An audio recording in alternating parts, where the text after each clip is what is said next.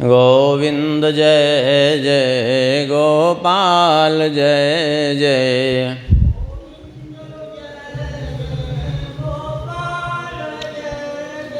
श्री राधा रमण हरि गोविंद जय जय।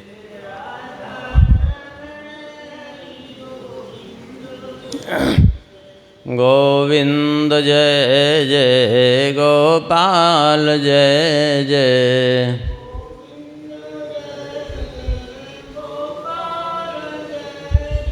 श्री राधा रमण हरि गोविंद जय जय।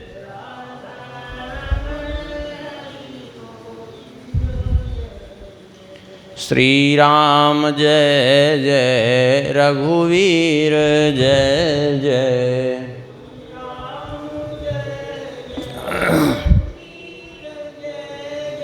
सीतारमण श्री रघुनाथ जय जय।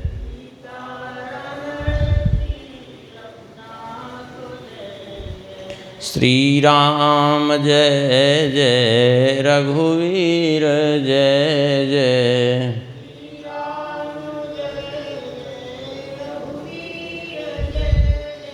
सीतारमण श्री रघुनाथ जय जय।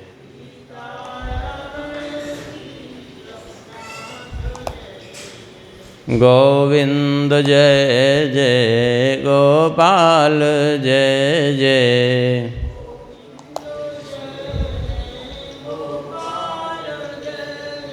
श्री राधा रमण हरि गोविंद जय जय।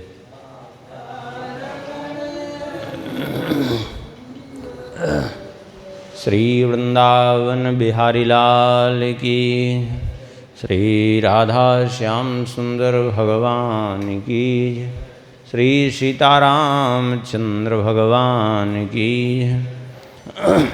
श्री सिद्धि सदन बिहारी बिहारणी जी की, श्री हनुमान जी महाराज की, श्री कनक भवन बिहारी बिहारणी जी की, श्री राम मंत्रार्थ मंडपम बिहारी बिहारणी जी की, श्री हृदय बिहारी बिहारणी जी की, परम पावन ग्रंथ श्री भक्तमाल की, श्री नाभा गोस्वामी जी महाराज की, श्री प्रियादास जी महाराज की, श्री सद्गुरुदेव भगवान की, सब संत भगवान की, सब भक्त भगवान की। जय जय श्री सीताराम, जय जय श्री राधे श्याम। नमः पार्वती पते हर हर महादेव। हरिशरणम। परम मंगलमय परात्पर अखिलेश्वर अकारण करुणावरुणालय भक्तवांछा कल्पतरु। भगवान की महती कृपा करुणा से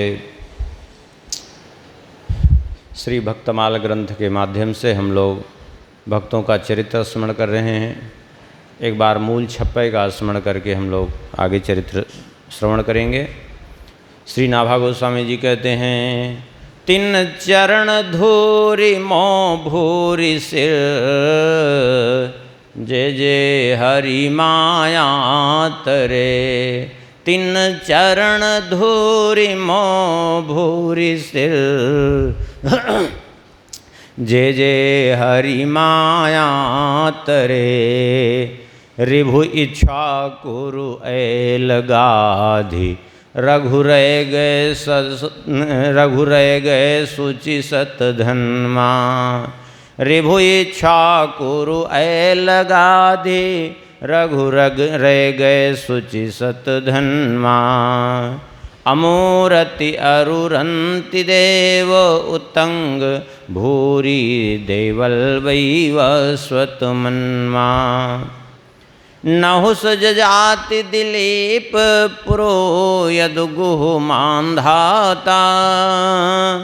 नहुस जजाति दिलीप पुरो यदुगुह मांधाता। पिप्पल निमि भरद्वाज दक्ष सर्वभंग संघाता। पिपल निमि भरद्वाज दक्ष सर्वभंग संघाता। संजय समीक उतान पाद याज्ञवल्क जग जस भरे। संजय समीक उतान पाद याज्ञवल्क जग जस भरे। तिन चरण धूरि मोह भूरि सिर जय जय हरि माया तरे।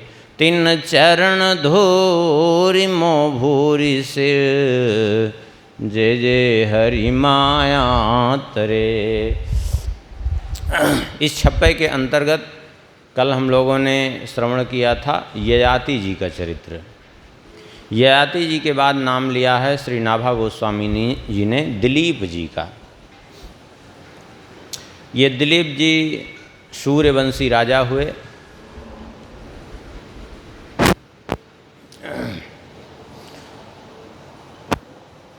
भगवान श्री राम के पूर्वज बड़े धर्मात्मा थे। रघुवंश में जो भी हुए सभी बड़े धर्मात्मा हुए, बड़े धर्मात्मा थे। और रघु जी इन्हीं के पुत्र थे। कल्प भेद से थोड़ा कहीं कहीं अंतर भी आता है, कहीं कहीं दिलीप के पुत्र भगीरथ कल्प भेद से, तो कहीं कहीं दिलीप के पुत्र रघु का नाम आता है। तो ये रघु जी के पिता थे दिलीप। अयोध्या के राजा थे, संपूर्ण जगत में इनकी बड़ी ख्याति थी। एक बार देवताओं में और असुरों में संग्राम हुआ और उस संग्राम में देवताओं ने इनकी सहायता मांगी कि आप हमारी सहायता करिए। तो ये गए देवलोक, क्योंकि देवलोक पर असुरों ने आक्रमण किया था। देवराज इंद्र के द्वारा प्राप्त दिव्य रथ पर आरूढ़ होकर के स्वर्गलोक गए देवताओं की सहायता करने के लिए। युद्ध किया और उस युद्ध में आखिर में असुरों की पराजय हुई। देवताओं ने बड़ा इनका सम्मान किया, खूब सम्मान किया सबने, जो है बड़ा विजय उत्सव मनाया गया।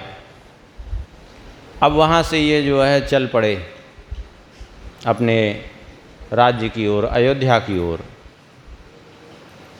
जब ये चल पड़े तो विजय का उल्लास इतना जो है मनाया गया था, देवताओं के द्वारा इतना इनको सम्मान मिला था, स्वागत सत्कार हुआ था। बहुत कठिन है, सम्मान यदि सीमा से अधिक हो जाए तो हमेशा वो अपच होगी ही होगी, किसी को भी हो। इसलिए सम्मान भी एक सीमा तक होनी चाहिए। ये मनुष्य शरीर है, मनुष्य शरीर उतना ही सम्माननीय है जितना जो है आवश्यक है। इससे अधिक इसका सम्मान होगा, इसकी प्रशंसा होगी तो निश्चित रूप से अनर्थ खड़ा होगा ही होगा, ये बात समझ लीजिए। वो चाहे किसी के भी जीवन में हो। हाँ, आज जो इतने लोग भटक गए और अपने को भगवान मान लिए, क्यों मान लिए? क्योंकि इनके अनुयायियों ने जितना सम्मान के पात्र थे उससे बहुत अधिक दे डाला। किसी तालाब में उतना ही पानी आएगा जितनी उसकी सीमा है। यदि उससे अधिक भर दिया जाए तो वो फिर वो तालाब को तोड़ करके पानी बाहर जाएगा।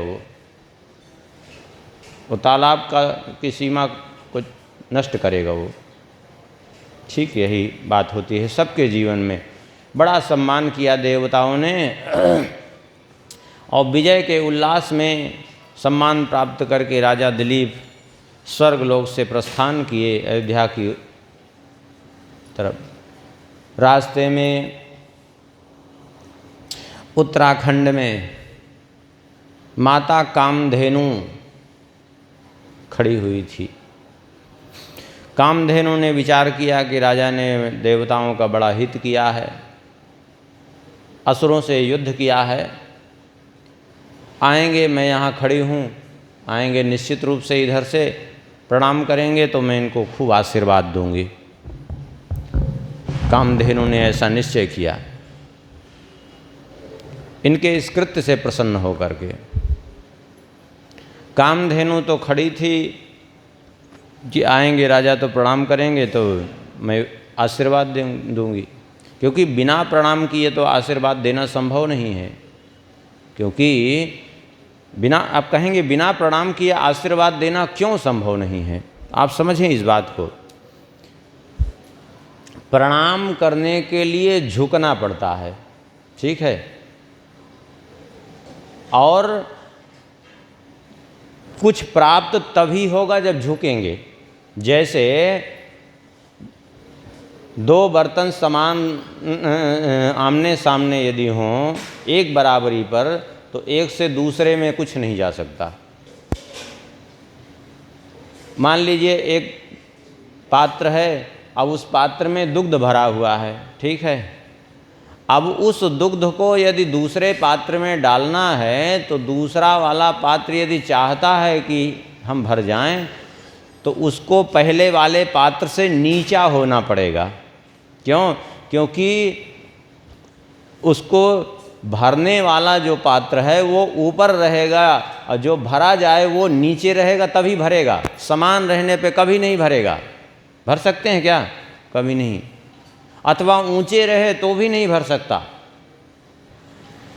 तो बिना प्रणाम किए आशीर्वाद प्राप्त नहीं होता। अगर कोई दे भी बिना प्रणाम किए आशीर्वाद तो वो केवल निष्फल हो जाता है, बाकी उसका कोई अस्तित्व नहीं होता। वो प्रणाम व्यर्थ हो जाता है, वो आशीर्वाद व्यर्थ हो जाता है, और वो दाता का भी केवल अहित ही करता है, बस बाकी कुछ नहीं करता।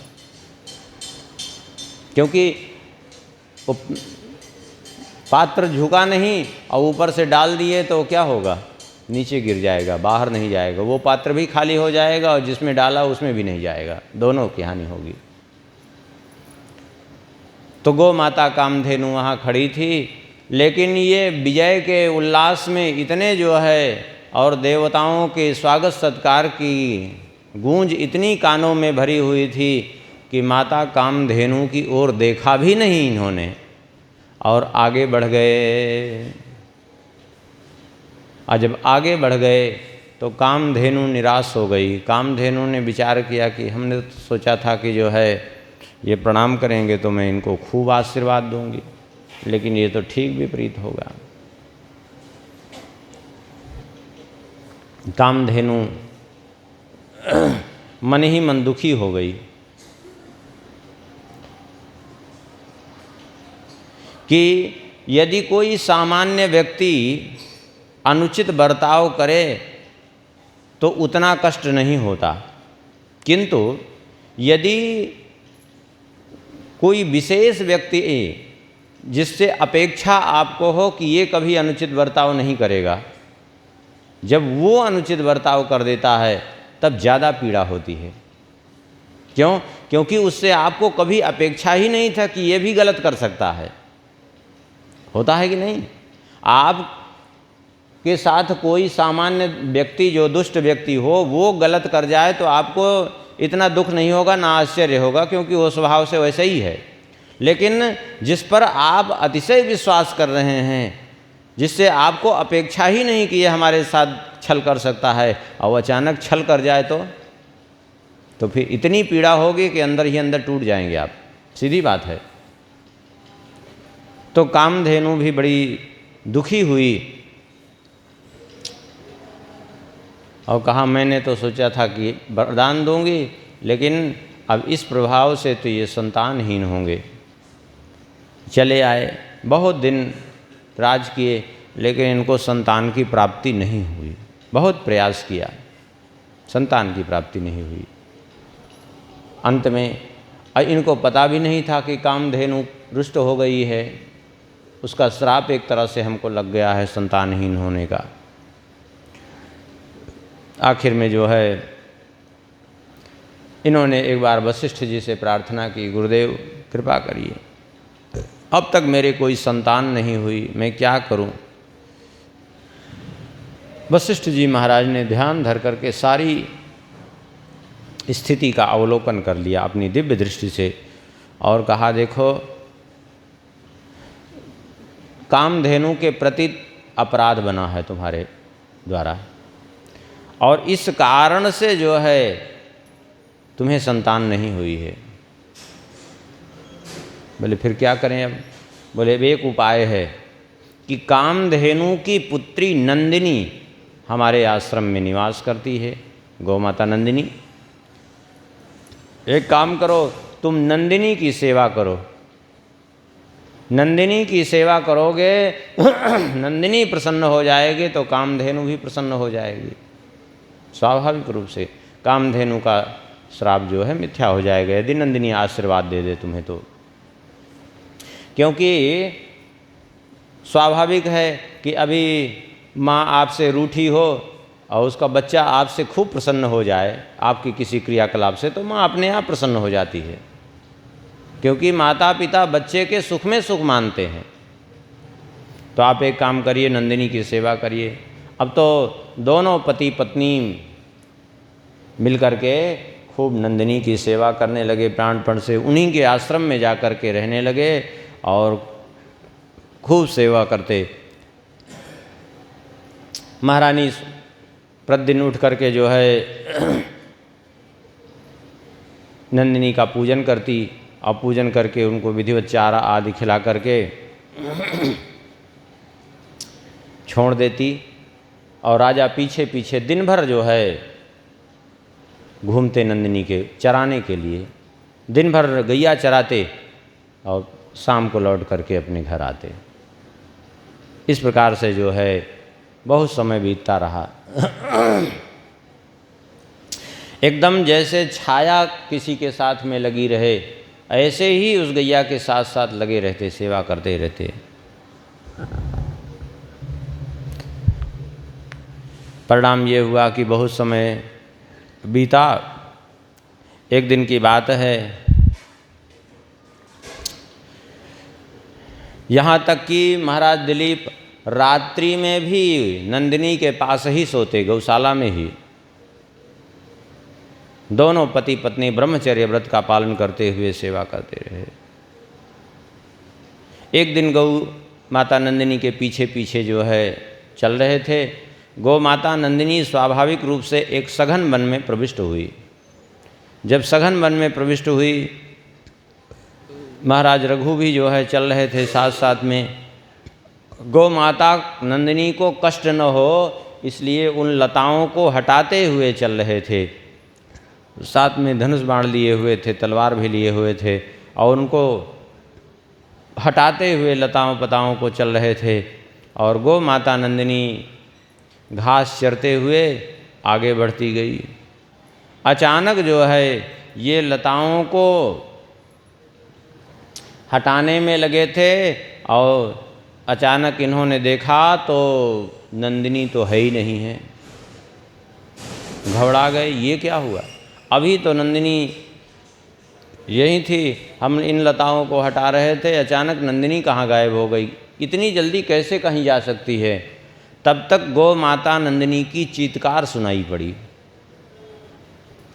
जैसे ही चीत्कार सुनाई पड़ी ये भागे उधर ही आवाज़ सुन करके और जा कर के जब इन्होंने देखा तो नंदिनी गाय को एक सिंह ने अपने पंजे से दबा करके रखा है, पकड़ रखा है सिंह ने, बड़ा बलवान सिंह। और नंदिनी रक्षा के लिए इनकी ओर बड़ी आशा भरी दृष्टि से, बड़ी कातर दृष्टि से देख रही थी। ये देख करके इन्होंने तुरंत अपना धनुष उठाया, अपने बाण तरकस से निकालने लगे मारने के लिए। लेकिन विचित्रता तो तब हो गई, जैसे ही अपना हाथ तरकस में लगाया वैसे ही वहीं हाथ चिपक गया, एकदम जड़वत हो गए। अब हाथ ही नहीं काम कर रहा है। तब उस सिंह ने कहा, मनुष्य की भाषा में उस सिंह ने कहा कि हे राजन, आप व्यर्थ का उद्योग मत करो। आप मुझे नहीं मार सकते, मैं कोई सामान्य सिंह नहीं हूँ, मैं कोई सामान्य पशु नहीं हूँ जो आपकी सामर्थ्य है मुझे मारने की। आप मुझे नहीं मार सकते। ये कौन है आप? बोले मैं पार्वती जी का, भगवती पार्वती जी का कृपा पात्र, उनका वाहन हूँ मैं। हाँ, भगवती पार्वती जी का वाहन है जो है सोम नंदी नाम है भगवती पार्वती जी के वाहन का। यहाँ नाम नहीं दिए हैं लेकिन सोम नंदी नाम है। जैसे भगवान शंकर जी के वाहन वृषभ नंदीश्वर हैं, ऐसे सोम नंदी। अब तो मैं भगवती पार्वती जी का कृपा पात्र हूँ, उन्हीं का वाहन हूँ, इसलिए आप मुझे नहीं मार सकते। आपकी सामर्थ्य मुझे मारने की नहीं है। मैं यहाँ इसलिए रहता हूँ कि ये जो सामने देख रहे हो देवदारू का वृक्ष है ना, इस देवदारू वृक्ष को स्वयं भगवती पार्वती जी ने ही अपने हाथों से लगाया है, और अपने हाथों से लगाया है। इस कारण से मैं इस वृक्ष की रक्षा करने के लिए यहाँ रहता हूँ, और उन्हीं की आज्ञा से मैं यहाँ नियुक्त हूँ। और यहाँ रह कर के जो भी पशु आते हैं वे मेरे आहार बनते हैं, उसी से मेरा निर्वाह होता है, क्योंकि पशुओं का ही मैं आहार करता हूँ। तो दिलीप ने कहा, हे मृगेंद्र, हे सिंहराज, आप छोड़ दीजिए इसको। भगवती माता पिता, भगवती पार्वती जी, भगवान शिव तो जगत के माता पिता हैं। ये मेरे गुरुदेव की गाय है, आप इसको छोड़ दीजिए। मैं इसका सेवक हूँ, मैं आपका भी सेवक हूँ, आपके चरणों में प्रणाम करता हूँ। आप भगवती के सेवक हैं, हम आपसे क्या कहें, आपसे प्रार्थना ही कर सकते हैं, आप इसको छोड़ दीजिए। बोले लेकिन हमारी भूख कैसे मिटेगी फिर? बोले कोई बात नहीं, आप अपनी भूख मिटाने के लिए मुझे खा लीजिए, लेकिन ये गौ माता को छोड़ दीजिए। आप गौ माता को छोड़ दीजिए, इसके बदले में आप मुझे खा करके अपनी भूख मिटा लीजिए। सिंह ने कहा कि बड़ा आश्चर्य है, आप युवा हैं, राजा हैं, सभी सुख भोग आपको प्राप्त हैं, आप एक गाय के लिए अपने प्राण क्यों देना चाहते हैं भाई? ये कौन सी बुद्धिमानी है? अरे आपके गुरुदेव वशिष्ठ की गाय है ये, मान लिया हम इसको खा भी लेंगे तो भी जो है आप चाहें तो इसके बदले में लाखों गैया दे सकते हैं गुरुदेव को, क्योंकि आप राजा हैं, आपके पास कोई कमी तो है नहीं, लाखों करोड़ों गैया दे सकते हैं। तो इस एक गैया के पीछे प्राण क्यों दे रहे हैं आप?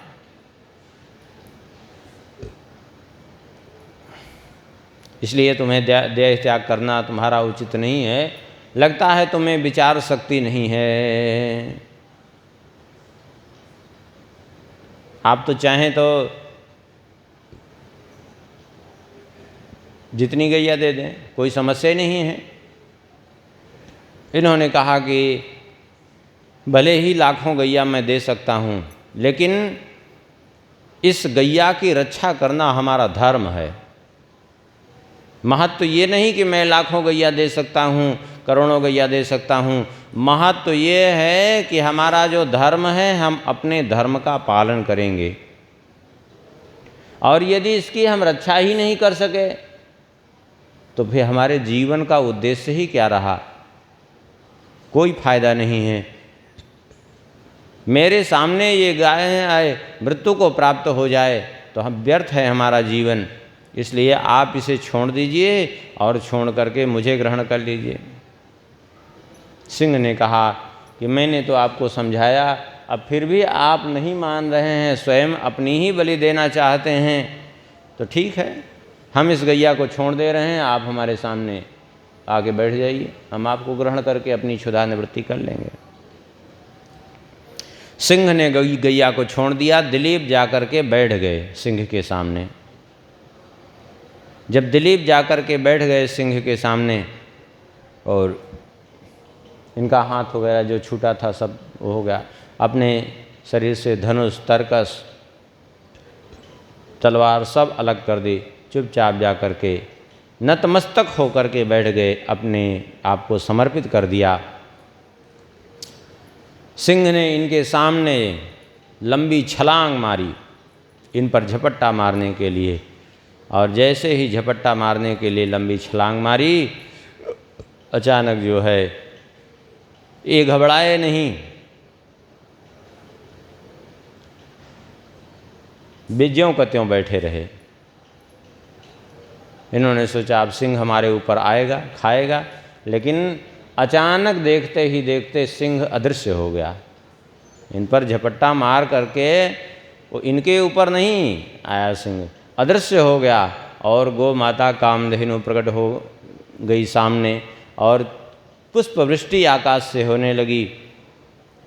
गौ माता नंदिनी ने कहा, मैं तुम्हारी परीक्षा ले रही थी, तुम्हारी परीक्षा पूर्ण हो गई, तुम उस परीक्षा में सफल हो गए हो, इसलिए जो इच्छा हो मांग लो। मैं ये भी जानती हूँ कि तुम पुत्र प्राप्ति के निमित्त से जो है हमारी सेवा कर रहे हो, मैं ये भली भांति जानती हूँ। एक काम करो कि अब मैं तुम्हें आज्ञा दे रही हूँ, तुम जो है मेरा दुग्ध दोहन कर लो, और दुग्ध दोहन करके तुम इस दुग्ध को पी लो तो तुम्हें पुत्र हो, तेजस्वी पुत्र की प्राप्ति हो जाएगी। सुन करके इन्होंने कहा, नहीं माता, मैं ऐसा नहीं कर सकता। बोले क्यों? अब तो मैं आज्ञा ही दे रही हूँ, तो फिर क्या समस्या क्या है? दिलीप जी ने कहा, माता मैं इसलिए नहीं इस दुग्ध को ग्रहण कर सकता आपके, भले ही आप आज्ञा दे रही हैं, किंतु आपके दुग्ध पर सबसे पहला अधिकार आपके बछड़े का है।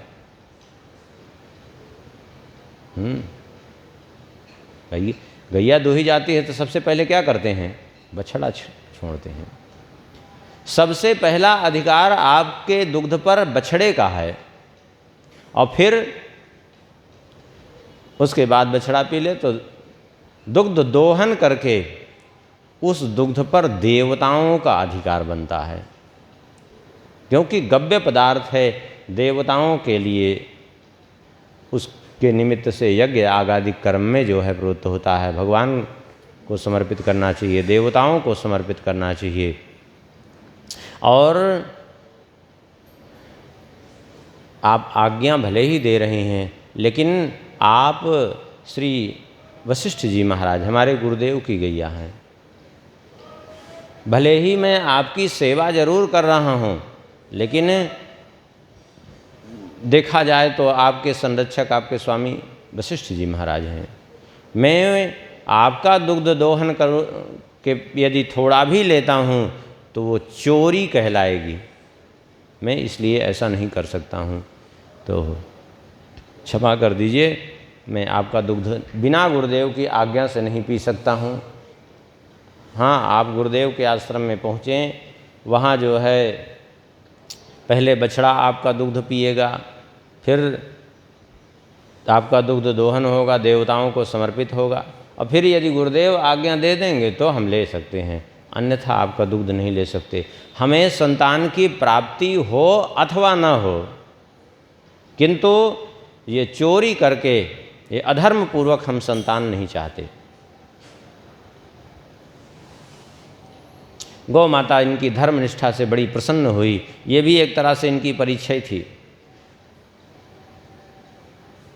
शाम को लौट करके आए, जब गैया लेकर के दुग्ध दोहन हुआ, श्री वशिष्ठ जी महाराज तो अपने तपोबल से, अपनी दिव्य दृष्टि से सब कुछ उन्होंने देख लिया था। श्री वशिष्ठ जी, इन्होंने कहा भी नहीं, श्री वशिष्ठ जी महाराज ने अपनी ओर से आज्ञा दी। जब आज्ञा दी तो इन्होंने उनकी आज्ञा प्राप्त करके देवताओं को समर्पित करके जब दुग्ध का पान किया तो इनकी पत्नी गर्भवती हुई है, और उससे एक पुत्र की प्राप्ति हुई है जिनका नाम हुआ रघु। यही रघु आगे चल कर के इन्हीं के नाम से रघुवंश नाम, ये कुल रघुवंश के नाम से विख्यात हुआ। किसी किसी कल्प से जो है दिलीप के पुत्र भगीरथ आया है। दोनों ही कल्प भेद से ठीक हैं, इसलिए संदेह नहीं करना चाहिए। बड़े प्रतापी राजा हुए रघु,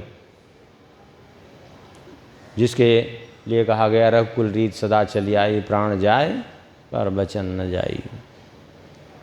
इसके बाद नाम लिया पुरु का। पुरु जो है, कल ययाति जी का चरित्र श्रवण किए थे हम लोग। इन्हीं ययाति जी के पुत्र थे, सबसे छोटे पुत्र पुरु, जिन्होंने अपने पिता को अपनी युवावस्था प्रदान कर दी थी। कल श्रवण कर रहे थे, शुक्राचार्य जी के श्राप के कारण ययाति वृद्ध हो गए, और जब ययाति वृद्ध हो गए तब ययाति ने अपने पुत्रों से कहा कि तुम जो है अपनी युवावस्था हमें प्रदान कर दो। तो कम से कम हम अभी कुछ कर ही नहीं पाए हैं, अभी तो हमने विषयों से भी हमको अभी वैराग्य नहीं हुआ है, कम से कम उसी का भी सेवन नहीं कर पाए हम। तो चारों पुत्रों ने मना कर दिया, पांचवें थे पुरु, सबसे छोटे, इन्होंने स्वीकार कर लिया। और इन्होंने वहाँ कहा, उत्तमश्चिंतितं कुर्यात् प्रोक्तकारी तो मध्यमः अधमो अश्रद्धया कुर्यात् अकर्तोच्चरितं पितुः। उत्तम पुत्र वो है जो पिता की इच्छा मात्र जान करके आज्ञाओं का पालन करे, उनकी इच्छा पूर्ति करे। मध्यम वो है जो आज्ञा पा करके करे, तो अधम वो है जो आज्ञा पा करके करे तो लेकिन अश्रद्धापूर्वक। अब बाकी जो आज्ञा पालन करे ही नहीं, वो तो अकर्तोच्चरितं पितुः, वो तो उच्चरितं पितुः, पिता का मलमूत्र मात्र है, बाकी कुछ नहीं है। इन्होंने आज्ञा पालन की और अपनी युवावस्था दी। गोस्वामी जी ने भी इनका वर्णन किया है, अपने मानस में संकेत किया है। तनय जजाति यौवन दयौ पितुआज्ञा अघ अजस न भयौ। पुत्र ने ययाति जी को, अर्थात पुरु ने ययाति जी को अपनी युवावस्था दी। यद्यपि ये विपरीत कर्म था, लेकिन फिर भी पिता की आज्ञा के कारण दिया था, इसलिए उनको न तो पाप लगा न तो उनका अपयश हुआ। आप कहेंगे पिता को युवावस्था देना, इसमें अपयश क्या होने वाला था अथवा पाप क्या लगने वाला था? कल बताए थे ना कि यदु जी ने क्यों नहीं दिया था।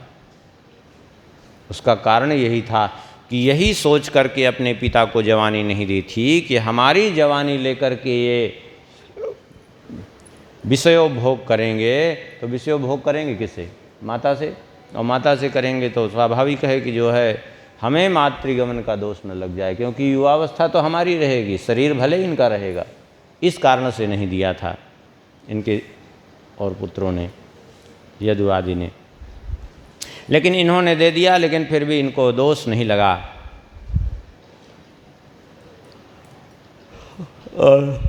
यश ही हुआ इनका। और यदु जी, इसके बाद नाम लिया यदु जी का। यदु जी जो है ययाति के प्रथम पुत्र थे। यदु जी जो देवयानी के गर्भ से उत्पन्न हुए थे, और इन्हीं के वंश में आगे चल कर के भगवान श्री कृष्ण का प्रादुर्भाव हुआ। इसीलिए भगवान श्री कृष्ण को यदुवंशी कहा जाता है, क्योंकि यदु जी के वंश में प्रादुर्भूत होने के कारण। इनसे युवावस्था मांगी थी, युवावस्था नहीं प्रदान की, तो युवावस्था नहीं प्रदान की, परिणाम ये हुआ कि श्राप दिया कि तुम्हारे कुल में आगे दुष्ट संतानें भी हुई।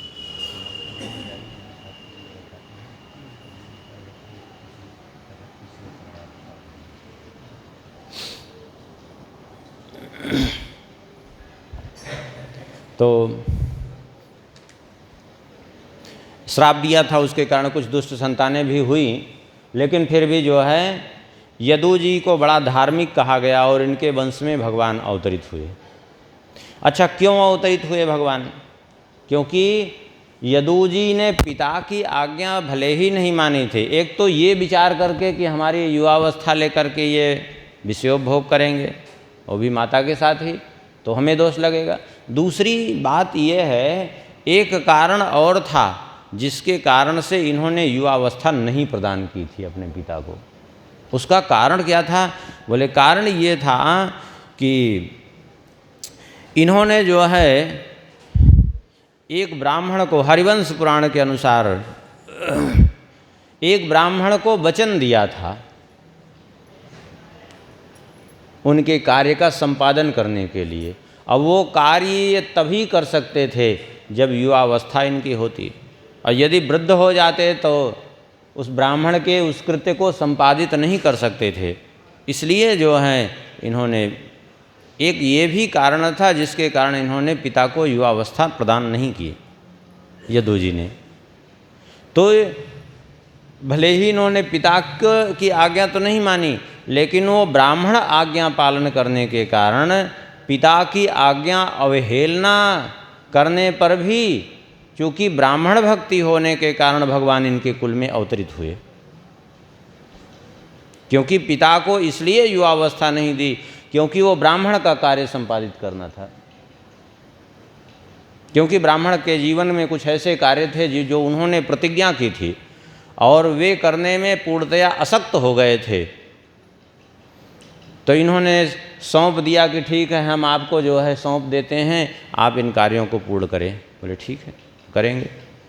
इस कारण से जो है इन्होंने बाद में भगवान दत्तात्रेय जी के चरणों में जाकर के इन्होंने भगवान दत्तात्रेय जी का आश्रय लेकर के उन्हीं से उपदेश ग्रहण करके ये जीवन मुक्त हो गए।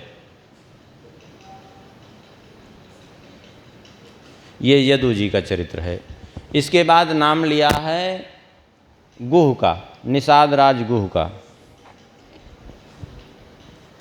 निषाद राज गुह का चरित्र जो है हम लोग स्मरण करें थोड़ा सा। निषाद राज गुह का चरित्र वैसे तो मानस में सभी सुनते हैं, लेकिन निषाद राज गुह के अंदर ये भगवत भक्ति आई कहाँ से, क्या ऐसा इनका जो है वो था, ऐसा कौन सा इनके द्वारा सत्कर्म बना था जिसके कारण जो है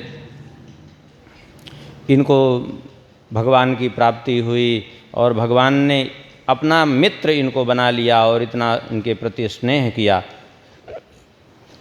इसके लिए थोड़ा सा इनके पूर्व का चरित्र हम स्मरण करें तो जो है वास्तव में अच्छी प्रकार से इनका चरित्र समझ में आएगा। इनके पूर्व का चरित्र जो है वर्णन है कहाँ? शिव पुराण में।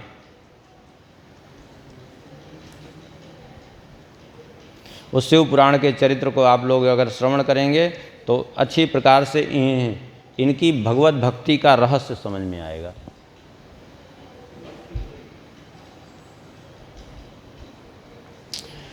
यहाँ भगवान शिव पुराण में जो है वर्णन किया है, एक बार की बात है, श्री सूत जी वर्णन कर रहे हैं। श्रूयताम ऋषयः सर्वे कथयामि पुरातनम इतिहासम निषादस्य सर्व पाप प्रणाशनम। कहते हैं हे ऋषियों, हम एक निषाद का चरित्र सुना रहे हैं जिसको श्रवण करने से पापों का विनाश होता है। कौन था? बोले पुरा कश्चित वने भिल्लो नामना यासीत गुरुद्रुहा कुटुंबी बलवान क्रूरः क्रूरधर कर्म परायणः। किसी वन में जो है एक भिल्ल रहता था जिसका नाम था गुरुद्रुह। ये प्रतिदिन जो है शिकार करके अपने परिवार का पालन पोषण करना, क्रूर स्वभाव का था, चोरी करता था। स्वाभाविक रूप से यही इसका कर्म था इस भिल्ल का। बाल्यावस्था से लेकर के जीवन में इसने कोई शुभ कर्म नहीं किया था। संयोगवशात एक दिन की बात है, फाल्गुन कृष्ण पक्ष महीना चल रहा था, शिवरात्रि का दिन था। शिवरात्रि के दिन जो है भूख प्यास से विकल होकर के माता पिता और पत्नी से कहा कि जो है चिंता मत करो, हम जा रहे हैं भोजन के लिए। और कह करके जो है दिन भर सब भूखे रह गए, भोजन मिला नहीं। तो ये संध्या काल को निकला भोजन के तलाश में कि संध्या काल को कहीं न कहीं तो रात्रि में जो है कोई न कोई तो पशु शिकार के लिए मिल ही जाएगा। ऐसे विचार करके जो है पत्नी ने और माता पिता ने कहा हम भूख से बड़े व्याकुल हैं, आप शीघ्र ही कुछ लेकर के आओ। धनुष बाण लेकर के ये चला। एक सरोवर का तट था वन में, सरोवर तालाब समझिए, तालाब सरोवर जैसा भी समझ लीजिए, सरोवर तालाब एक ही बात है। उस सरोवर के तट पर ये एक बेल का पेड़ था, उसी बेल के पेड़ पर चढ़ करके ये बैठ गया और भूख के मारे जो है बड़ी विकलता हो रही थी। तो सोचा बार बार भूख लगेगी कि ऐसा करते हैं कि पानी लेकर चढ़ेंगे, जब ज़्यादा पेट की आग वो होगी तो थोड़ा पानी पी लिया करेंगे तो थोड़ा भूख शांत होगी। ऐसा विचार करके एक घड़े में पानी लेकर के और वो भिल उसी वृक्ष पर, बेल के वृक्ष पर चढ़ गया। और संयोग से उसको पता भी नहीं था इस बात का, उसी बेल वृक्ष के नीचे भगवान शंकर जी का शिवलिंग था। शंकर जी विद्यमान थे उसी के नीचे, और उसी के ऊपर चढ़ करके और ये तलाश जो है ये सोचने लगा कि कोई न कोई पशु आएगा। सूर्यास्त हो गया था, अब जो है वहीं बाट जो रहा था, तब तक जो है उसने देखा कि जल पीने के लिए, इसीलिए उस जगह बैठा था कि गर्मी तो रहती ही है उस समय, शिवरात्रि तक गर्मी चालू ही हो जाती है। वो भी राजस्थान का क्षेत्र था।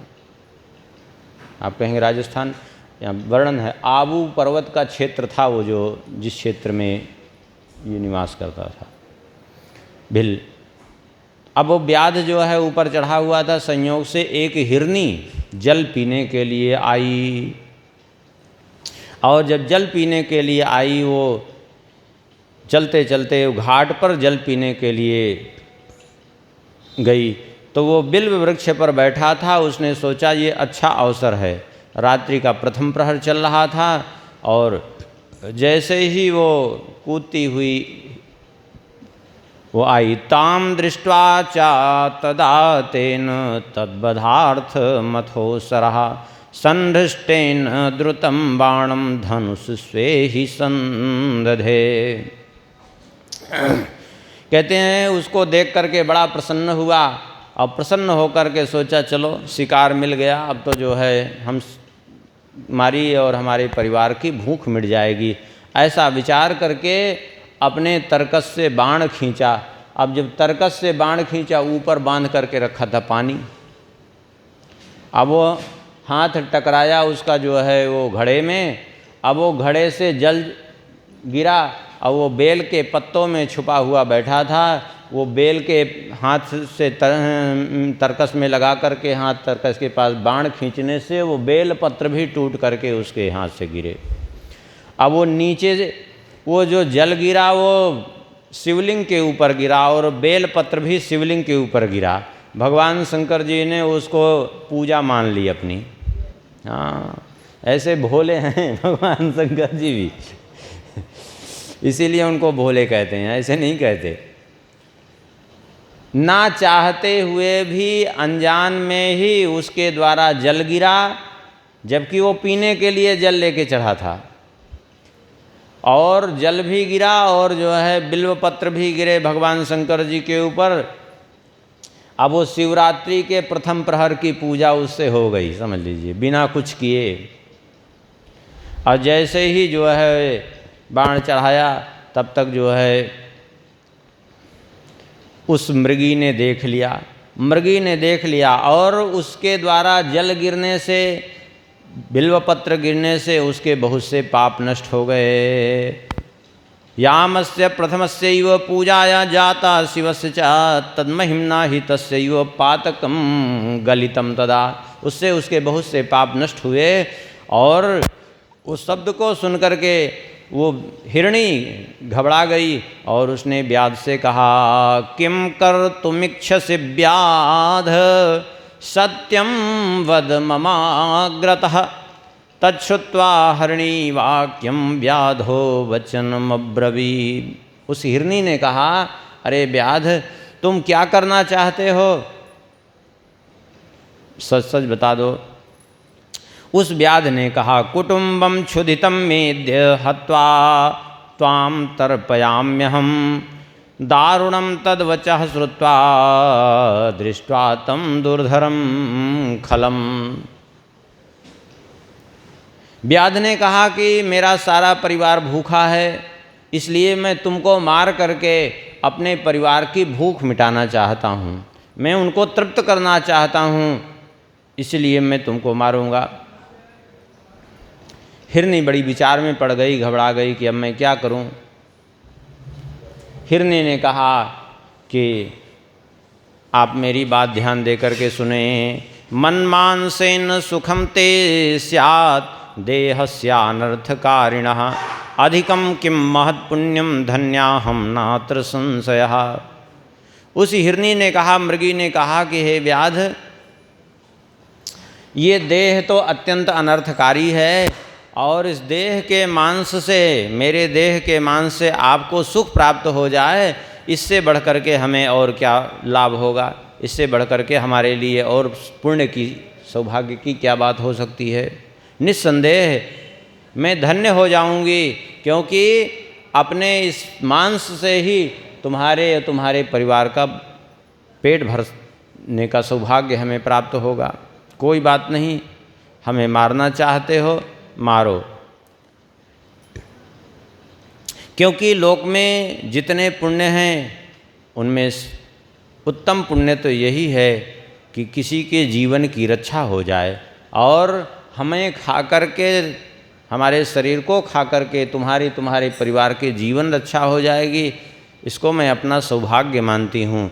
किंतु मेरी एक प्रार्थना सुन लो। बोले क्या प्रार्थना है? बोले परम तुषिसौ मेद्य वर्तन्ते स्वाश्रमे खिला भगिन्यै तान् समर्प्यैव प्रायास्ते स्वामिने थवा। मुझे खा लो, लेकिन अभी नहीं। मैं जाकर के अभी अपनी बहन को, अपने छोटे छोटे बच्चे हैं उनको समर्पित करके आ जाऊं, नहीं तो मेरे न रहने पर मेरे बच्चों का पालन पोषण कैसे होगा। तो मैं चाहती हूं कि थोड़ी देर तुम मेरी प्रतीक्षा करो, मैं अपने पुत्रों को, अपने बच्चों को, अपनी बहन को समर्पित कर दूं। कम से कम मेरी बहन पालन पोषण तो कर देगी, नहीं बेचारे मेरे बिना तो कैसे उनका पालन होगा। तुम चिंता मत करो, मैं झूठ नहीं कहूँगी तुमसे, मैं फिर से आ जाऊँगी, क्योंकि स्थिता सत्येन धरणी सत्येनैव च वारिधि सत्येन जलधाराश्च सत्ये सर्वं प्रतिष्ठितम्। क्योंकि ये पृथ्वी भी सत्य के बल से टिकी हुई है, ये समुद्र भी सत्य के बल से जो है स्थित है, और सत्य के बल से ही जल की धाराएं गिरती हैं आकाश से, और सारा जगत ही सत्य में प्रतिष्ठित है। व्याध ने कहा कि हम तुम्हारी बात कैसे मान लें, ये तो तुम अपने प्राण बचाने के लिए बहाना बता रही हो। मृगी ने कहा कोई बात नहीं, मैं शपथ लेकर के कहती हूँ, सुन लीजिए। और कहते हैं क्या शपथ ले रही हो तुम? बोले ब्राह्मणो वेद विक्रेता संध्याहीन स्त्रीकालकम स्त्रियः स्वस्वामिनो याज्ञां समुल्लंघ्य क्रियान्विताः। उस मृगी ने कहा कि मैं सत्य शपथ लेकर के कहती हूँ, यदि मैं तुम्हारे पास लौट करके ना आऊँ तो जो वेद विक्रय करने वाले को पाप लगता है वह पाप मुझे लगे। वेद विक्रय करने का तात्पर्य है पैसा लेकर के वेद पढ़ाना। अनुचित व्यक्ति को, जो वेद का अधिकारी नहीं है, ऐसे व्यक्ति को भी जो है वेद की शिक्षा देना किसी लोभवशात, ये सब वेद विक्रय। और संध्या कालस्त्र के कालकृत जो ब्राह्मण वेद विक्रय करता है और जो ब्राह्मण त्रिकाल संध्या से रहित है, अर्थात जो ब्राह्मण संध्या वंदन नहीं करता है, उसको जिस पाप की जो पाप लगता है वह पाप मुझे लगे। यदि मैं लौट करके ना आऊं तो जो अपने स्वामी की आज्ञा का उल्लंघन करने वाली स्त्री को पाप लगता है वह पाप लगे। जो कृतघ्न को पाप लगता है वह पाप लगे। जो शिव जी से विमुख रहने वाले को पाप लगता है और जो परद्रोही को पाप लगता है वह पाप लग जाए, यदि मैं लौट करके ना आऊँ। और इतना ही नहीं, विश्वासघात के यस्य तथा वै छलकर्तरी तेन पापेन लिम्पामी यद्य हम नाग में पुनः। जो विश्वासघाती को और छल करने वाले को जो पाप लगता है वह पाप मुझे लगे, यदि जो है मैं लौट करके ना आऊँ तो। इतनी शपथ ली। आजकल ये सब खूब कर रहे हैं लोग, नहीं तो हमारे यहाँ पशुओं में भी इतना विवेक रहता था कि क्या करना चाहिए क्या नहीं करना चाहिए। हाँ,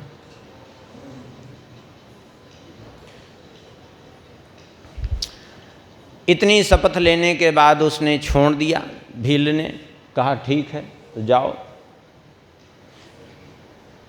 चली गई, वहाँ से जल पी करके चली गई अपने जहाँ उसका निवास स्थान था। अब वो गई, थोड़ी देर में उसकी बहन आ गई। दूसरा प्रहर प्रारंभ हो गया था रात्रि का। अब जो दूसरा प्रहर प्रारंभ हो गया था उसकी बहन आ गई, और वो बहन उसकी आई थी उसी को खोजने के लिए, अपनी बहन को। तब तक वो तो जा चुकी थी, तो उसने सोचा कि चलो तब जल ही पी लें।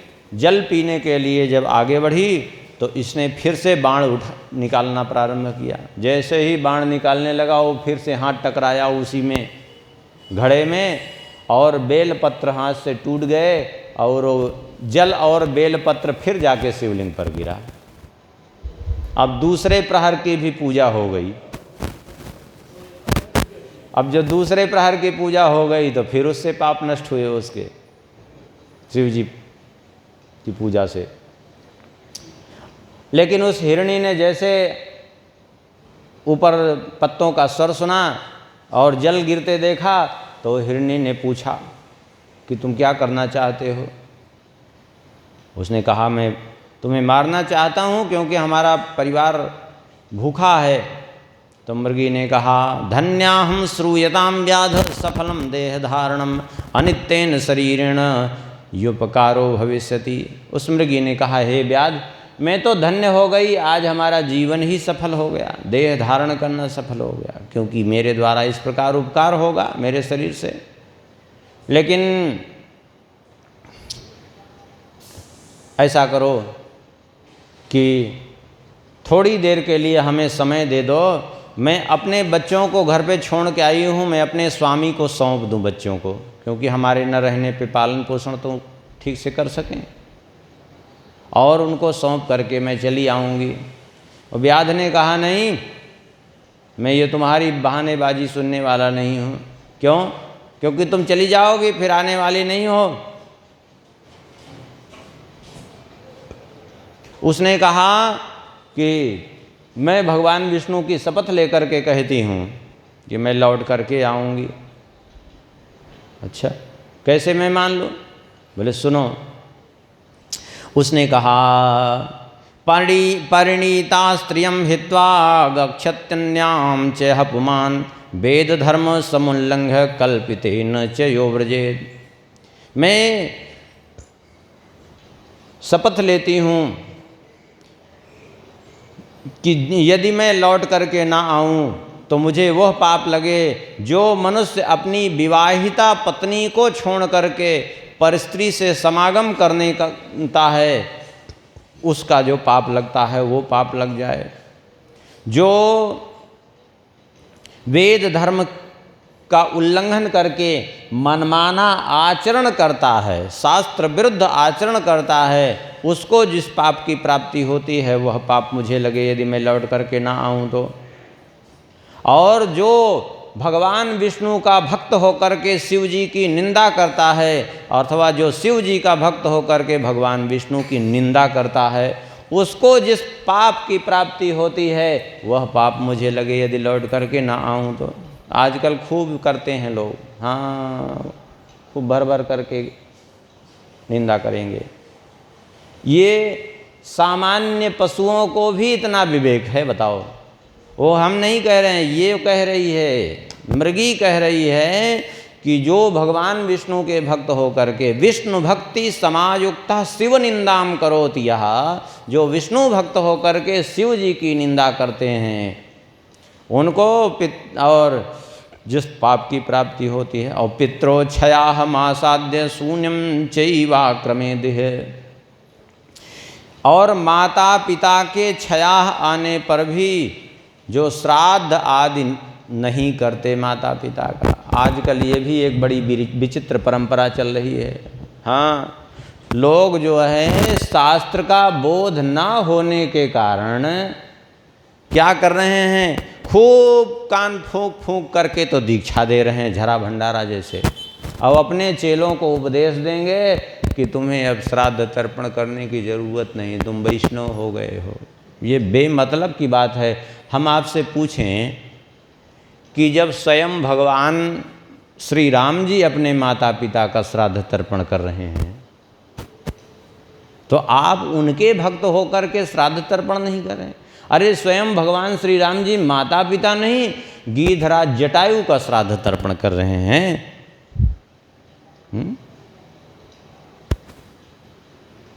जो गिध योनि में उत्पन्न हुए थे उनका भी श्राद्ध तर्पण भगवान कर रहे हैं। अब आप स्वयं विचार कर लीजिए कि वो सही उपदेश दे रहे हैं कि गलत उपदेश दे रहे हैं।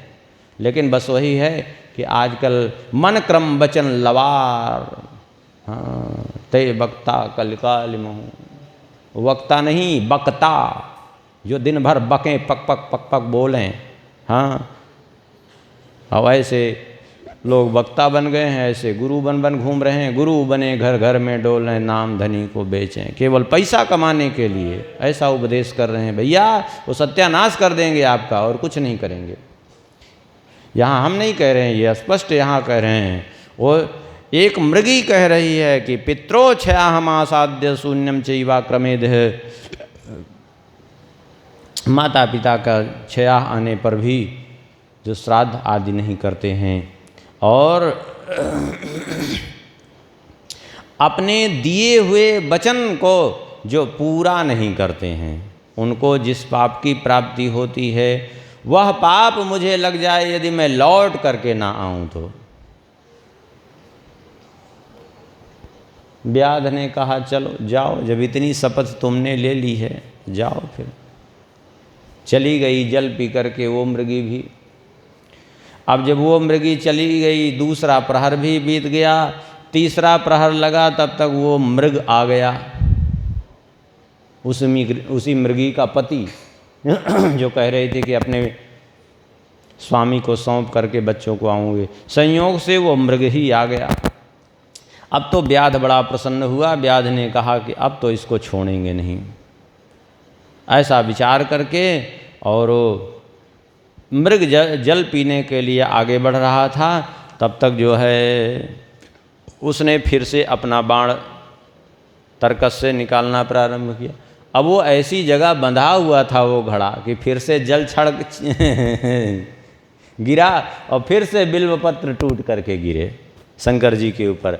अब ये तीसरे प्रहर की भी पूजा संपन्न हो गई न चाहते हुए। अब जैसे ही व्याध को देखा मृग ने, उस मृग ने कहा हे बनेचर तुम क्या करना चाहते हो? उसने कहा मैं तुम्हारा वध करके अपने कुटुंब का भरण पोषण करना चाहता हूँ, क्योंकि मेरा कुटुंब जो है भूखा है, तब उस हिरण्य ने कहा, धन्योहम पुष्टिमानद्य भव तृप्तिर्भविष्यति यस्यांगम नोपकारार्थम तस्य सर्वं वृथागतम। उस हिरण्य ने कहा, मैं धन्य हूँ, मैं इतना हृष्ट पुष्ट हूँ, आज मेरा जीवन धन्य हो गया।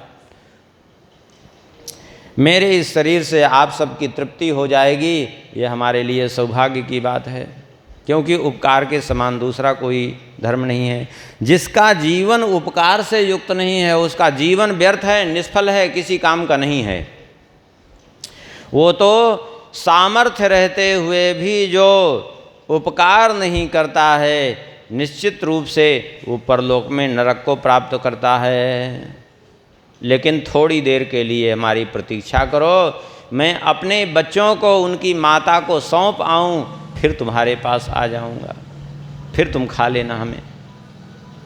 उसने कहा, नहीं, ऐसे 2 मृगियों को मैं छोड़ चुका हूँ पहले भी, वो शपथ लेकर के गई हैं, और तुम तीसरे आए तो तुम भी अब वही कर रहे हो कि बच्चों को सौंप करके आऊँ। अब मैं तुम्हें नहीं जाने दूंगा, तुम्हें मारूंगा। व्याध ने कहा, अब तुम नहीं जा सकते, ऐसे तो एक एक करके सब चले जाएंगे, तो फिर मेरा परिवार कैसे जीवित रहेगा। उस मृग ने कहा, मैं जो कह रहा हूँ सुन लो, मैं सत्य ही बोलता हूँ, मैं झूठ कभी बोलता ही नहीं हूँ। हाँ हाँ, वो मृग भी सत्यवादी। देखिए, शृणु व्याध प्रवक्ष्यामि नानृतं विद्यते मयि सत्येन सर्वं ब्रह्मांडम तिष्ठते वो चराचरम। कहा, हे व्याध, मैं जो कह रहा हूँ सुन लो, ये संपूर्ण चराचर ब्रह्मांड सत्य में प्रतिष्ठित है। जिसकी वाणी कभी मिथ्या नहीं, जिसकी वाणी मिथ्या होती है उसका सारा जीवन का पुण्य नष्ट हो जाता है, इसलिए मैं कभी झूठ नहीं बोलता हूँ। आप मेरी प्रतिज्ञा सुनो, तब तो विश्वास करो। बोले, क्या प्रतिज्ञा तुम कर रहे हो? बोले, संध्यायाम मैथुने घस्रे शिवरात्र्याम च भोजने कूट साध्ये न्यासहारे संध्याहीने द्विजे तथा। उसने कहा, संध्या काल में जो मैथुन करने से अर्थात स्त्री प्रसंग करने से जिस पाप की प्राप्ति होती है, और शिवरात्रि के दिन अन्न ग्रहण करने से, भोजन करने से जिस पाप की प्राप्ति होती है, झूठी गवाही देने से जिस पाप की प्राप्ति होती है, और किसी की धरोहर हड़पने से जिस पाप की प्राप्ति होती है। देखिए, ये सब कर्म भी नहीं करने चाहिए। संध्या वंदन में स्त्री से दूर रहे। शिवरात्रि के दिन किसी भी अवस्था में अन्न ग्रहण नहीं करना चाहिए।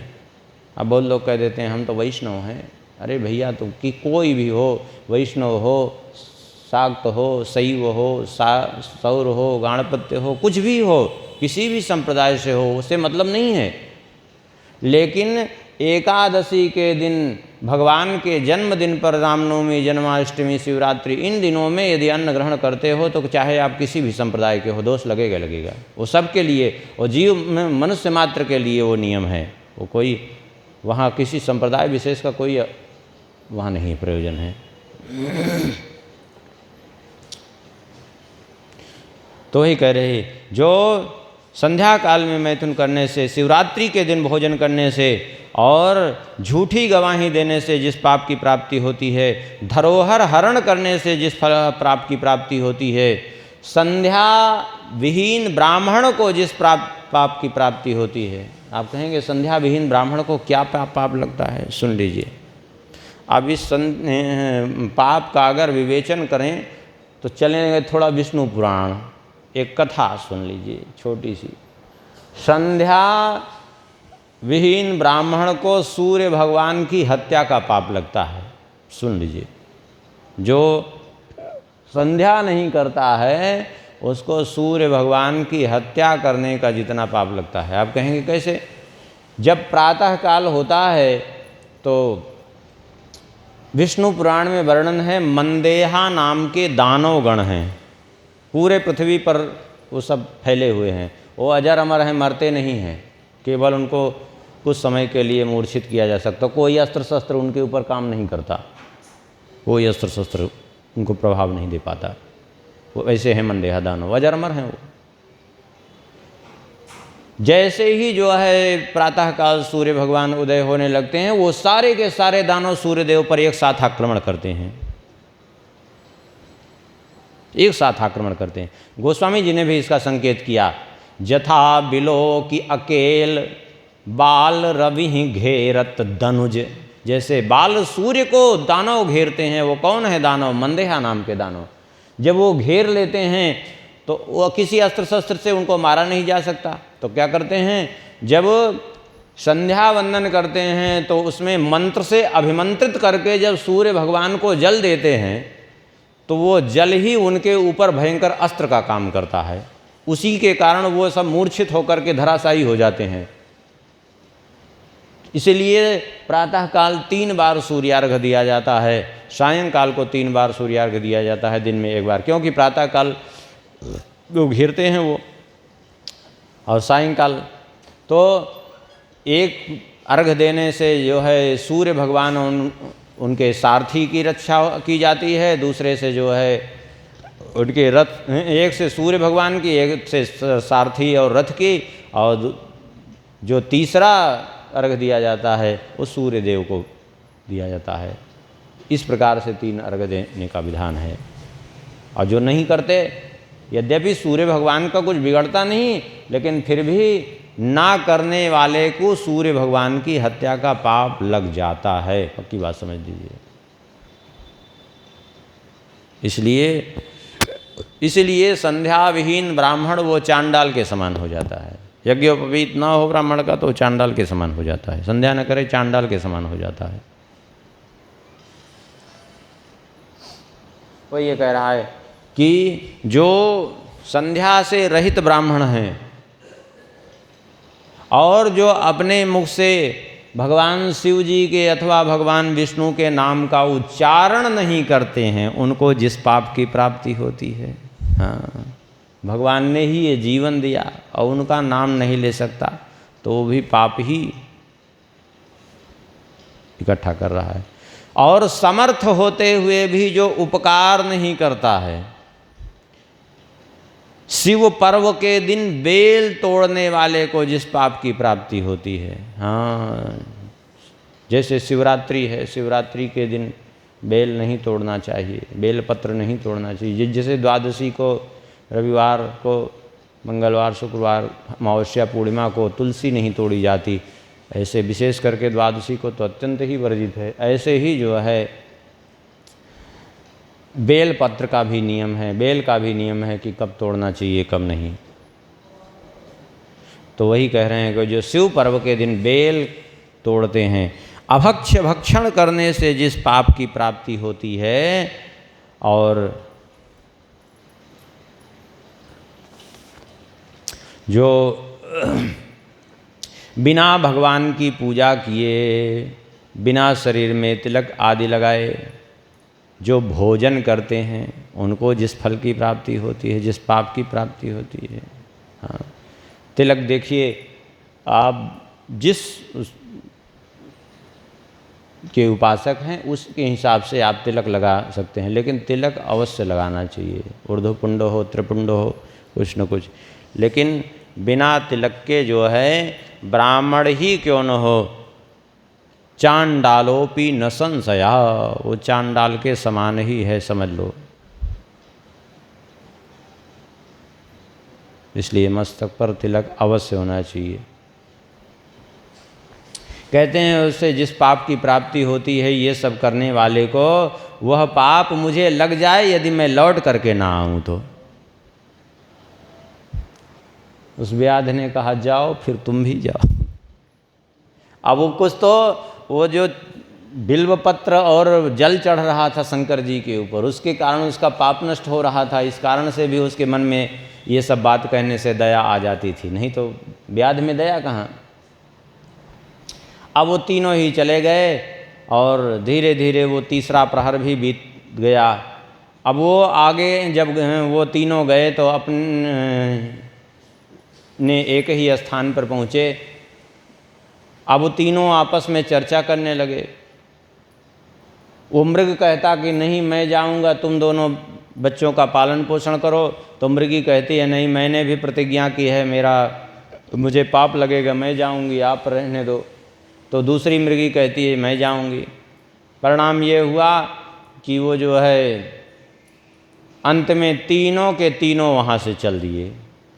जब तीनों चल दिए तो बच्चे कहाँ रुकने वाले थे, बच्चे भी माता पिता के साथ फुदकते हुए वहीं आ गए।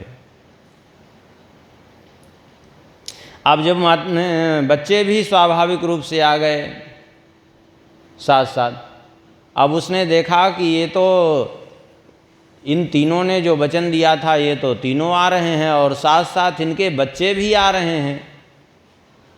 उसने कहा चलो कोई बात नहीं, अपना तो काम बन गया। और फिर से बाण निकालने के लिए जैसे ही हाथ लगाया तरकस में, फिर से वो जल में हाथ लगा। चौथा प्रहर चल रहा था, फिर टकराया, जल गिरा, बेलपत्र गिरा। चौथे प्रहर की भी पूजा संपन्न हो गई। अब जब चौथे प्रहर की भी पूजा संपन्न हो गई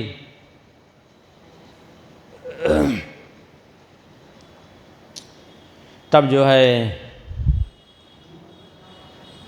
उसने बाण चढ़ाया। तब तक वो तीनों आए और उन्होंने कहा कि ऐसा है कि अब हमें मार करके जो है तुम अपना और अपने परिवार का भरण पोषण करो। अब इतना सुनते ही उन मृगी और मृग के मुख से बड़ा पश्चाताप होने लगा, क्योंकि चारों प्रहर की भगवान शंकर जी की पूजा उसके द्वारा संपन्न हो गई थी। बार बार 4 बार बेलपत्र चढ़ा, 4 बार जल चढ़ा। अब उसको बड़ा पश्चाताप होने लगा उस निषाद को, उस भील को, कि बड़ी विचित्र बात है कि हम इतने पापी हो गए, इससे अच्छा तो हमसे अच्छे तो यही हैं कि अपने प्राण देने के लिए भले चले आए लेकिन अपने वचन से पीछे नहीं हटे। और एक हम हैं, बताओ, एक ये हैं कि पूरे परिवार सहित आ गए हमको अपने जीवन अर्पण करने के लिए, हमारा पेट मात्र भरने के लिए। अरे हम एक दिन नहीं खाएंगे तो मर नहीं जाएंगे, लेकिन फिर भी ये अपने जीवन को दांव पर लगा दिए, लेकिन अपने वचन से पीछे नहीं हटे। इन सबको मार करके मैं कौन सी दुर्गति को प्राप्त करूँगा, मेरा क्या होगा, ये सोच करके वो उतर आया। अब उसके हाथ से धनुष छूट गया और वहीं बैठ गया, वो रोने लगा, वो नेत्रों से झरझर अश्रुपात होने लगे। ये कैसे हमसे अनर्थ हो रहा है, मैं क्या करूं, कुछ समझ में नहीं आ रहा है। भगवान शंकर जी प्रकट हो गए। भगवान शंकर जी प्रकट हो गए और प्रकट होकर के भगवान शंकर जी ने दर्शन दिया, उस व्याध का स्पर्श किया, बोले मैं तुम पर बहुत प्रसन्न हूँ, वरदान मांगो। अरे बोले हमने क्या किया, जो हम तो हिंसा करते हैं, हमने क्या किया जो वरदान मांगने के लिए कह रहे हैं। भगवान शंकर जी ने कहा कि चिंता मत करो, तुमने मेरी चारों प्रहर की पूजा की है, मैं तुम पर बहुत प्रसन्न हूँ। और तुमने शिवरात्रि पर पूजा की है, चारों प्रहर की। और शिवरात्रि को पूजा करने का मतलब ये है, शिव पुराण में ही लिखा है कि शिवरात्रि के दिन पूजा करने से 1 वर्ष पूजा करने का जो शंकर जी का फल होता है वो अकेले शिवरात्रि के दिन पूजा करने से प्राप्त हो जाता है। बोले मैं प्रसन्न हूँ, अब जो इच्छा हो वरदान मांग लो। हाँ, एक बात कहें, शंकर जी से अगर कोई ये कह दे कि हमको ये चीज़ दे दो तो वो धोखा खा गया, फिर वो धोखा खा गया समझ लो। अब वो चरणों में पड़ गया, बोले प्रभु हम तो मांगना वांगना जानते नहीं, अब हम क्या मांगें, हम तो आज जो है ये आपकी कृपा है कि दर्शन हो गया, हम तो कुछ जानते ही नहीं, अब आप अपनी इच्छा से कुछ दे दीजिए। भगवान शंकर जी ने कहा जब हम पर ही छोड़ दिए हो, तो भगवान शंकर जी जब प्रसन्न होते हैं और उनसे कुछ न मांगे तो क्या देते हैं, बोले शिव सेवा कर फल शुभ सोई, अविरल भगति राम पद होई। शिव जी की सेवा का फल है श्री राम जी की भक्ति।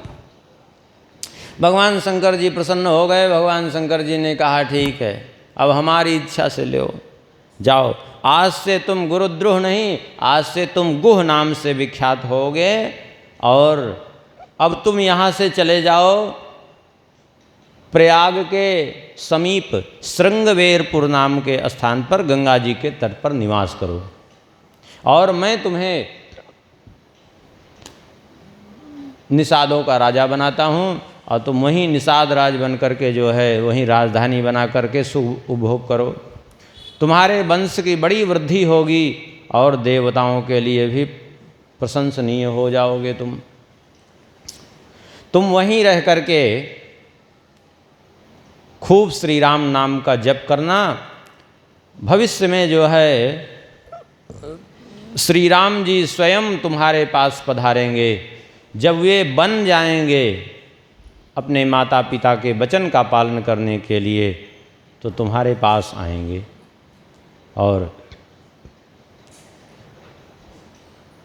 श्री राम जी जैसे भगवान शंकर जी कह रहे हैं कि जो है जिस प्रकार से भगवान श्री हरि के भक्त मुझे बड़े प्रिय हैं, वैसे ही मेरे भक्त श्री राम जी को बड़े प्रिय हैं। तो तुम एक जो है उनका नाम स्मरण करते हुए वहीं जो है निवास करना। तुम मेरे भक्त हो गए हो, इसलिए अब जो है श्री राम का नाम लेते रहोगे तो श्री राम जी आएंगे और तुम पर प्रसन्न होंगे। श्री राम जी तुम्हें अपना मित्र बना लेंगे और फिर श्री राम जी की सेवा प्राप्त करके तुम परम पद के अधिकारी हो जाओगे। श्री राम जी के द्वारा मोक्ष की प्राप्ति होगी तुम्हें। और वे जो है जो मृग और मृगी थे, भगवान शंकर जी ने उनको दर्शन दे करके उनको जीवन मुक्त कर दिया। वे सब मृग शरीर छोड़ करके परम पद को भगवान के शंकर जी की कृपा से मुक्त हो गए। दिव्य देह धारण करके विमान पर आरूढ़ हो करके वे चले गए। जहाँ पर ये हुआ था तब से भगवान शंकर जी वहाँ आज भी विराजमान हैं। अर्बुदाचल में व्याघ्रेश्वर महादेव के नाम से। ये अर्बुदाचल राजस्थान में पड़ता है। आबू पर्वत लोग जानते हैं, वर्तमान में आबू पर्वत कहते हैं, उसी को पहले अर्बुदाचल कहते थे। व्याघ्रेश्वर महादेव के नाम से आज भी भगवान वहाँ विराजमान हैं। और जो भी जाकर के इनका दर्शन करता है, पूजन करता है, मोक्ष के प्रदान करते हैं भगवान शंकर जी। इस प्रकार से जो है ये निषाद राज गुह के पूर्व का चरित्र हम लोगों ने श्रवण किया। ये पूर्व का चरित्र इसलिए श्रवण किया कि जो है बाकी निषाद राज गुह का चरित्र हम लोग आगे श्रवण करेंगे कल भी, लेकिन पूर्व का चरित्र इसलिए स्मरण कर लिया कि इससे ये इनके पूर्व चरित्र से वास्तविकता का ज्ञान हो जाए कि आखिर इनको किस कारण से श्री राम जी की भक्ति प्राप्त हुई और श्री राम जी से इनकी मित्रता हुई, उसके पीछे का रहस्य क्या था। ये जो है इसलिए अब हम लोग बाकी इनका शेष चरित्र निषाद राजगुह का कल स्मरण कर लेंगे। अभी यहीं कथा को विश्राम कर देते हैं। सिया बोल सिया बोल सिया सिया बोल, श्री राम राघव रसिकेश बोल।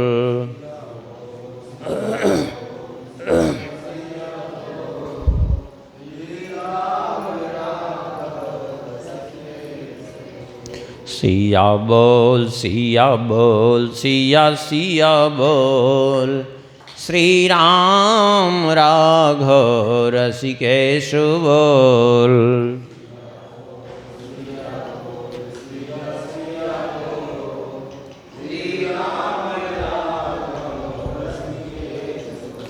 सिया बोल सिया बोल सिया बोल सिया बोल।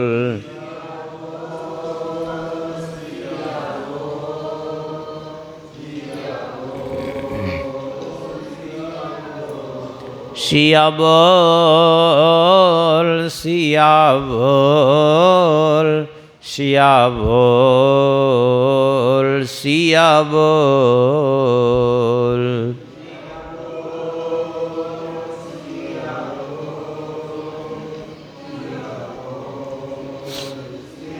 सिया बोल सिया बोल सिया सिया बोल।